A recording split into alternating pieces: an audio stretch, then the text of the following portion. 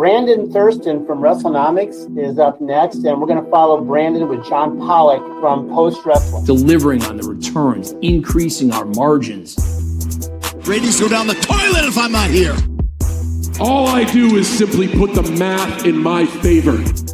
We agree that Brandon and John do good work. The reason is simple wrestling economics. I've been told the Netflix numbers. I've been told the metrics a little bit, probably 5 different times. I still don't get it. There were respectable wrestling journalists who needed answers. Thank you very much, members of the media. I hope you all go to hell. How about we pop a number right here, right now? Whole part of the show, man.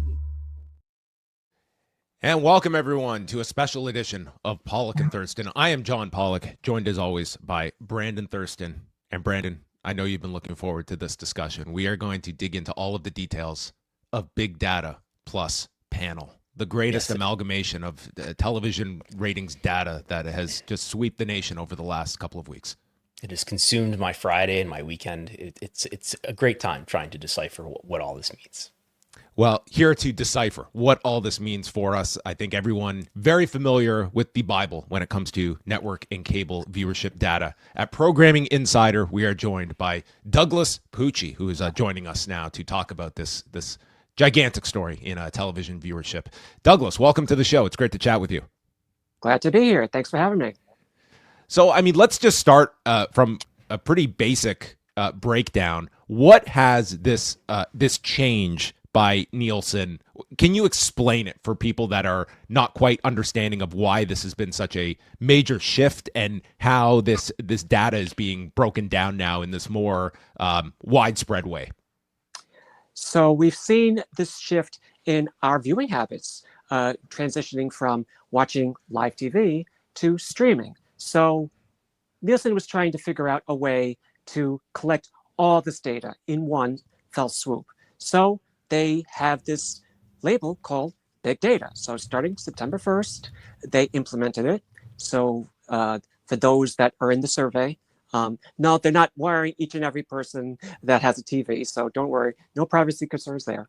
But so those in the survey, they get their set-top boxes, their smart TVs, smart devices, and those will be incorporated in what currently is measured with Nielsen, with households and whatnot. So that's the biggest change. But there's another aspect to this that's also was different from last year, and that's out-of-home viewing, where you could even leave the house if you're a Nielsen person, and they could track what you're watching from out of home, let's say at a sports bar, at a restaurant, or another residence. Last year, only 2/3 of the country were factored, but since February, 100% of all the markets are factored. So taking all that in, that's what we're involved with today's Nielsen ratings. And that really opens up the sample, right? Do you know, I know it's tens of thousands, maybe as much as 100,000 people were being tracked for their viewership for like all of Nielsen history up to this point, but now it's opening up to something like, I don't know, a way bigger sample of the nation, right?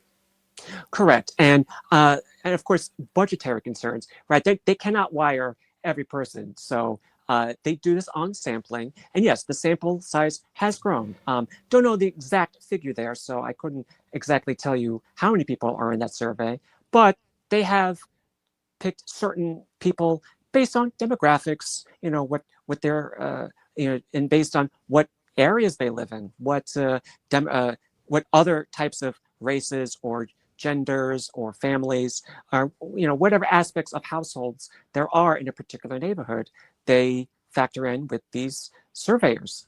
So yes, they claim, they say that the data is more accurate than it ever has been, but that remains to be seen, as we witnessed and observed last week with all the confusion. But when they're transitioning from just regular daily output of ratings to now this sophisticated system. But yes, apparently there is more involved when it comes to surveying these numbers.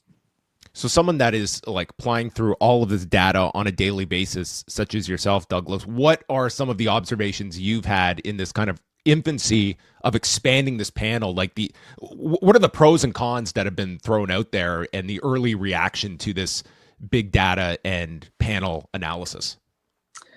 Well, I'll say it's only since the beginning of the TV season, the official TV season, which was just last week, September 22nd, or 2 weeks ago, excuse me. The shows that are scripted have not seen any sizable lift. I mean, that's remained consistent. So there's that. But live sports have seen a huge bump, particularly NFL, no shocker there. But the baseball playoffs that just started last week. Yes, the teams involved had a lot to do with that too. But there are other teams that are not so high profile, and they've seen a huge bump, which of course makes sense. As you just said, more tracking for out of home, and people are watching on streamers nowadays. So that's all being factored. Also getting a huge bump, live reality TV, which is that's been a kind of noticeable phenomenon. I'll take two examples in particular. Dancing with the Stars on ABC. As the years have worn on, a little older skewing show. But in the last 2 years, they have aired simultaneously on Disney Plus, and that has boosted the show big time. They are doing demographics they did equal to before the pandemic. So this is quite amazing. And just recently, the season finale of Big Brother did a 3-year high for that show. Again, this is just all milestones that would not be measured previously if we had the regular system. But here's the odd part, which you would think with live programming, it would affect it all. Because we're on a wrestling podcast, I have to mention, but WWE next NXT, SmackDown, AEW, they have not experienced this lift. Yeah, and I guess before we go into the effects that wrestling programs have seen, one of the big questions that people are wondering is, so you're talking about how it's, at least for NFL broadcasts, including the streaming viewership. So like if an NFL broadcast or an NBA broadcast is simulcast on a streaming platform, I take it that data is being included in some cases, in all cases, and that pertains especially to the AEW programs that are simulcast on HBO Max as well as being aired on either TBS or TNT. Yeah, correct. I mean, it's right. It's all included, allegedly. But I mean, even going through several discussions with those in the industry and trying to figure out which numbers are accurate or not. I know I talked with this with Brandon quite a bit over the past week as well. But there's still an issue as to what outlets are being agreed to determine this data. Your guess is as good as mine. Is AEW being tracked by HBO Max? I mean, I know that it airs on HBO Max. I don't know. I mean, they would have to confirm if they do count that. I'm not sure. Now, obviously, when it comes to sports, yes, Paramount Plus is included. Whatever ESPN. Of course, they're going to determine, the ESPN Plus or their online audiences. NBC always includes Peacock in their viewership for NFL. But yes, not sure the streaming portion when it comes to wrestling. NXT, do they also stream on the CW app? Is that not live? I don't. Not think. Live, right? Or they you might be able to authenticate in and watch it on if you have a cable package. I'm not sure about that. I would have to check. And that also begs the question: let's say people just go through that process? Does the CW incorporate that as well? I mean, still not sure. So they have to also confirm on their end. And yes, we have this new Nielsen. Nielsen has this new system. However, it's up to these outlets to say, yes, we are buying into this. That I cannot say 100% certain as to if everyone has agreed. So that's why we may see some discrepancies with some of the data that we encounter. And my understanding is if you were watching Dynamite or Collision on TBS or TNT, if you're watching it through the app, if you had authenticated in through your cable or satellite provider and you were watching it on their app, that you would still be counted in the Nielsen measurement.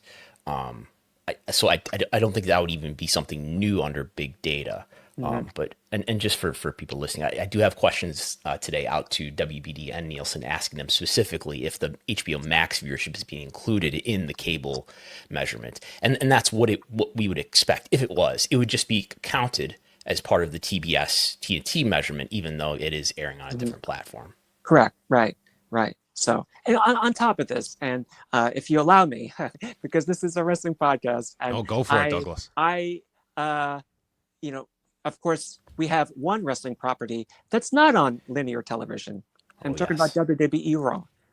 This is the big kahuna, right? The big property for Netflix, had the huge launch in January. Of course, big. And I give your website a lot of credit for putting out the data that you get, calculating it from minutes, hours, and what that means for global views. But Netflix has the more advanced data. I'll give you a personal note. Like during the summer, not much is offered on regular TV. Just it's almost like a wasteland. I mean, thank goodness for sports, and thank goodness because it breaks the monotony of just whatever's airing. But particularly the Monday nights, I was relegated to report repeat programming as the top telecast on demos on Monday nights. But knowing in the back of my mind, hey, wait a minute, Netflix probably won the night with WWE, and I'm not getting that data because they're not offering that data. Netflix, you could offer that data, and of course now we have this big data, so it's all encompassing. I guess my word out to those folks there is, you could put it out there. I don't think you have to be so you cloak and dagger with it. We would like to have it. I'm sure your ad would like it. Other websites would like it. Of course, we would report it. I mean, get the word out. I mean, Raw is not some niche program. It's been around for more than 3 decades. It's one of the TV's top shows among young men. And I understand that in the case of Netflix, that they don't even have the same sort of partnership with Nielsen that others do. I believe with the exception of some NFL games or the NFL Christmas game last year, they don't even have Nielsen measure their viewership, and they're using for Raw in particular, they're using Video Amp, which is sort of a Nielsen competitor. That's true. That's right. I mean, that's probably the biggest rub, right? Right. But they could give us that data. They could give us that U.S. data that Video Amp is measuring. There's no question. Right. I understand they want to keep the numbers close to the vest. Of course, right, the big events, like as you said, the Christmas Day NFL, the Jake Paul, Mike Tyson thing. I mean, those are huge events. But, I mean, yes, okay, it's a weekly thing, but especially in the demographics, okay, let's just say, around this time last year, USA Network, it was pulling about, 1.6 million, 1.7 in total viewers. But of that, about 600, 700,000 viewers and aged 18 to 49. I mean, that would easily top what, TV is airing outside of football. I would say a vast majority of that has transferred over to Netflix, or even more so. I don't know. But let's just say for argument's sake, it has come down some from what USA Network did. Yeah, it's still far and above what broadcast and cable does demo-wise. So, yeah, put it out there. We're happy to oblige to report that in more specifically in the demographic. Yes, once again, I give credit to your website to calculate what it does in global viewership. But yeah, we're Americans. It should. I guess I'm also asking this when Amazon has their sports properties, and all these streamers do too. Like you're allowed to put your events and among the list of other telecasts, and we'll be happy to report on it because it's great promo. It's great promo. That's all I'm saying. And on Monday nights, aside from Monday Night Football, now that we're in football season, I think the only thing really ranking highly on Monday nights in the demo now is Fox News, which, by the way, Fox News has been one of the big beneficiaries so far of these comparisons. I see their numbers are way up, especially in the instances where we have old method and new method. They're up substantially. True. That's true. Right. Yeah, they get more in the total viewership. Absolutely. But I would even say wrestling probably does outdraw them in demo, especially among young men. So yes, put that out there. We'll be happy. We'll be happy to put that as a headline every now and again, or even more so. I mean, now that we've got big data, they could certainly involve that if they'd like to. Again, yes, you're right. Netflix has to buy into the Nielsen portion of things, but again, it shouldn't be such a hidden news story, which it should be a big one. Raw is still popular among overall TV, not just wrestling fans. So let's look at just some of these early numbers that we have seen from WWE and AEW. So going back to a week ago Friday's SmackDown, September 26th, under the old method, the SmackDown audience would have been 17% higher. Last week's NXT, we're talking a difference of 60% in the 18 to 49 audience that it would have been higher in under the old model. And then last Wednesday, Dynamite, this was its lowest overall viewership on a Wednesday night ever in the show's history.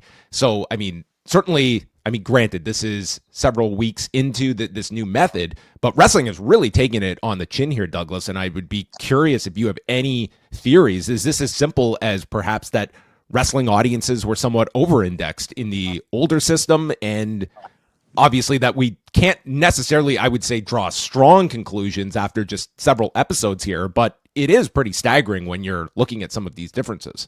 Right. Again, this is just the oddity of you just pinpointed the oddity that it's been such a stark decrease. And you are talking about programs that are live, which should benefit from the new system.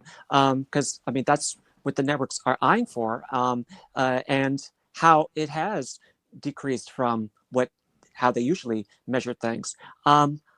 Yes, perhaps, as you're right, you could be right. They could have over measured previously what wrestling has drawn, but your guess is as good as mine.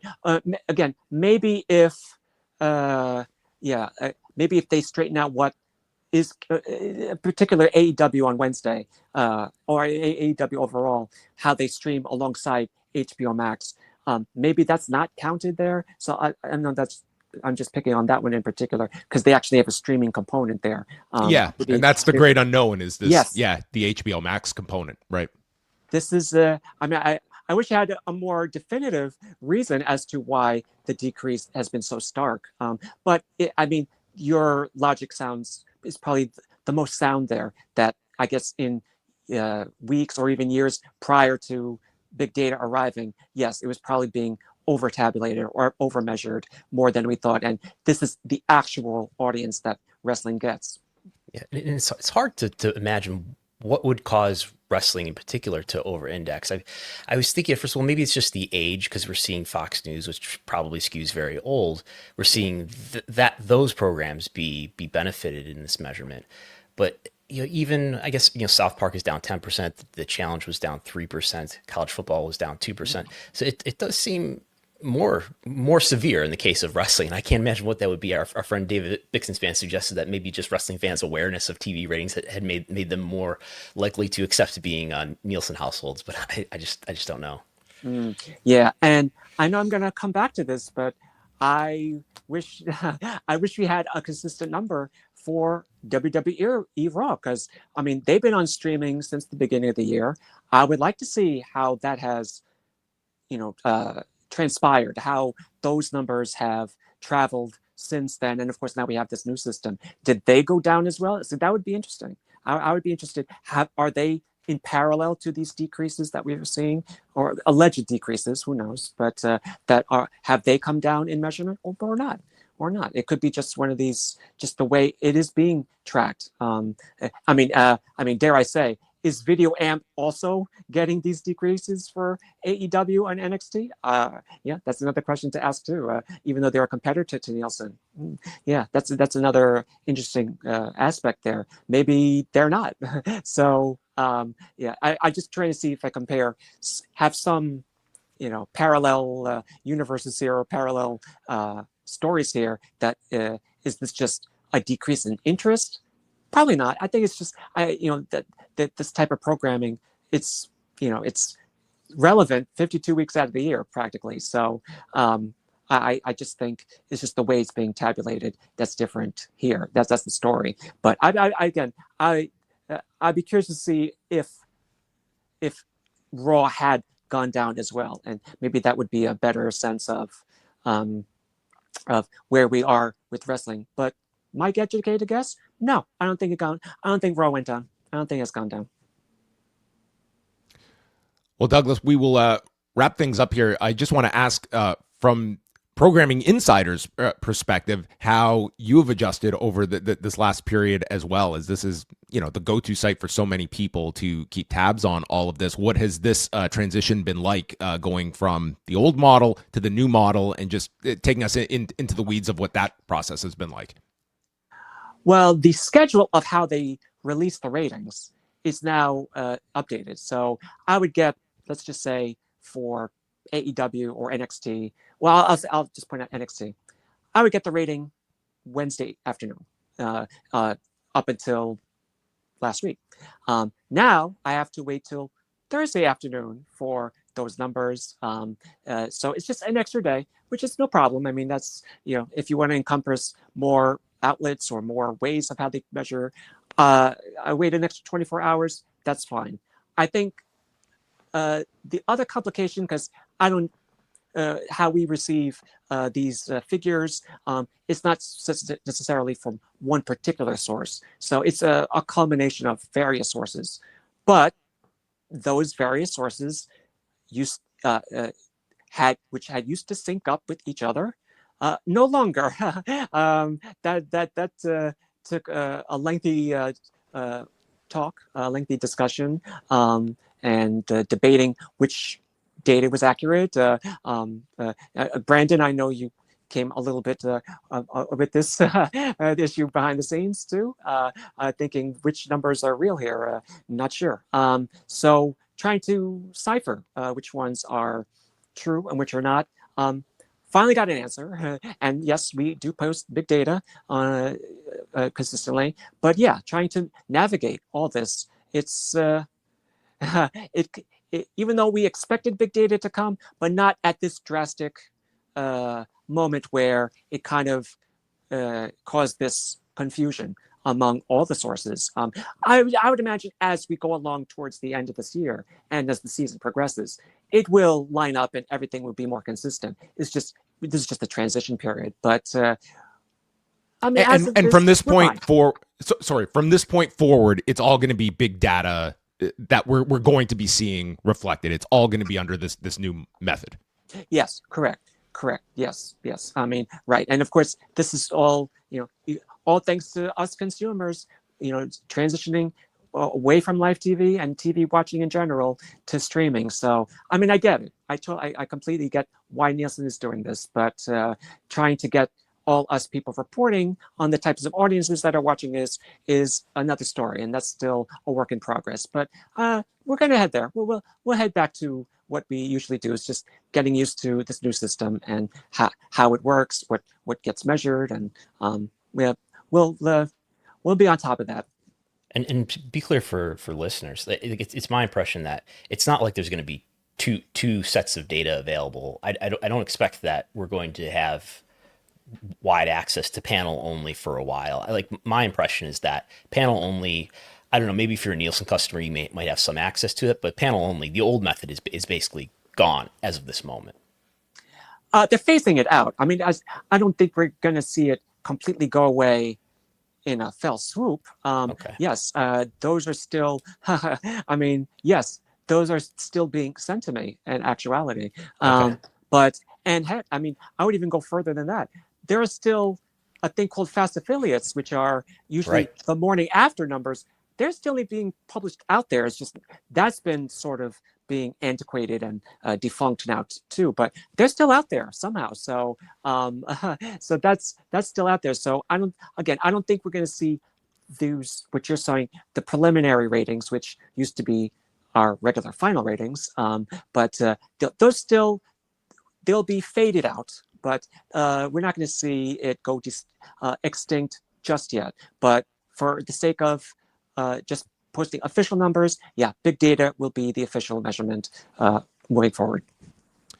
And so the message to all streamers out there, send all of your transparent data to Douglas Pucci, and Programming Insider will navigate all of it as we strive to figure out how many people are watching on streaming versus linear. I think that is the next big hill to climb, Douglas. Thank you. We advocate for it. I love the promo there. I would appreciate it. My colleague Mark Berman, he would love it too. We would absolutely adore that. And hey, you guys at Wrestlenomics, you do a great job tracking all this stuff too. So there's a lot of numbers out there, but you crunch it all in a simple graphical way and a simple way. So I appreciate it. And I appreciate all the references to us too. We help each other.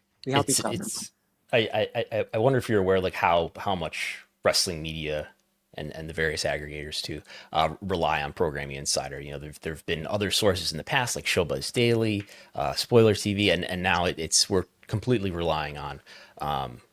We're largely relying on Programming Insider for ratings information, and I've even seen there's Ion data on here now, in addition to all the other broadcast networks. I didn't realize that until just a few moments ago. There's Ion data out here that's exciting me. Yes, and of course, they have delved into sports as well, which is why we're getting that too. That's right. Yep, that's right. So if you want to know what reruns of NCIS did over the weekend, it's right there. Douglas, thanks so much for joining us. I'm sure we will hound you in the future. But this is a very big story going on right now in pro wrestling. So definitely want to get some of your expertise out there. Thank you so much. Anytime, guys. This has been fun. And any info that you need, I'm here. I'm here to lay it out for you. And I appreciate the time. Thanks for having me on. All right. Thanks a lot, Douglas. Thank you. All right. Douglas Pucci joining us from Programming Insider. And so, Brandon, I was going through some of the just breakdown of this. And so Nielsen's new method now, it includes the existing panel results, but now including satellite set-top boxes, cable, and smart TVs across 45 million households and 75 million devices. That's one stat regarding just the difference, which in comparison, as you had mentioned earlier, we were talking like under 100,000 Nielsen homes that were considered as such that we were going by. So like it's a dramatically different sample size going under this new method. And yes, the headline is that pro wrestling has not fared well in the first couple of weeks of this new method. And I do have some information that literally just came in from WBD. As I mentioned, I sent out inquiries to WBD and to Nielsen asking them if HBO Max is baked in to the TBS and the TNT reportings of AEW's programming under this new methodology. And a WBD spokesperson wrote back to me, while Nielsen's methodology recently changed, nothing has changed in terms of what is baked into their numbers from the WBD side of things. AEW's Dynamite and Collision linear viewership information reported by Nielsen still does not include HBO Max streaming viewership. We do not have HBO Max viewership to share at this time. Unfortunate. So their answer is, this is WBD again saying this, no, that HBO Max viewership is not included in those TBS and TNT ratings figures that we have. Well, that's good to know. So, I mean, that continues to be the big question mark, is what percentage of AEW's audience is watching on HBO Max.